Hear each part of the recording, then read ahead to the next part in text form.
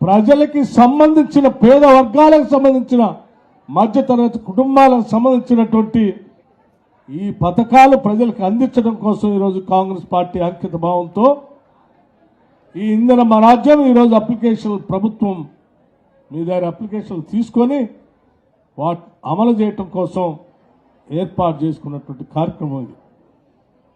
మిత్రులారా, నేను మీ అందరికి ఒకటే విజ్ఞప్తి చేస్తా ఉన్నా, ఇది మన ప్రభుత్వం, ఇది ప్రజల ప్రభుత్వం, దొరల ప్రభుత్వం కానే కాదు. ప్రజల కోసం, ప్రజల చేత, ప్రజల యొక్క ప్రభుత్వం ఇది. ప్రజల కోసం ఇల్లు లేని పేదవాడికి ఇల్లు ఇవ్వాలని ఏర్పాటు చేసుకున్న కార్యక్రమం. చాలా మంది ఈరోజు ఎదురు చూస్తా ఉన్నారు. కాంగ్రెస్ ప్రభుత్వం వచ్చింది, పేద ప్రజలకు చెప్పినటువంటి సంక్షేమ కార్యక్రమాలు, అభివృద్ధి కార్యక్రమాలు, 6 గ్యారంటీలు అందకుండా ఉంటే మాలాగనే 10 సంవత్సరాలు మేమిచ్చిన హామీలు చేయకుండా ఉంటే బాగుండని కోరుకుంటూ ఉన్నారు.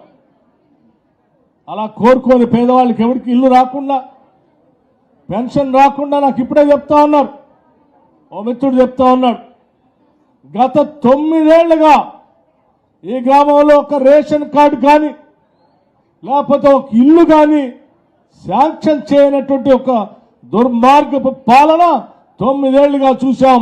మొట్టమొదటిసారి ఈరోజు అప్లికేషన్ తీసుకుంటున్నారు. చాలా సంతోషం అండి అని నాకు చెప్తా ఉన్నా.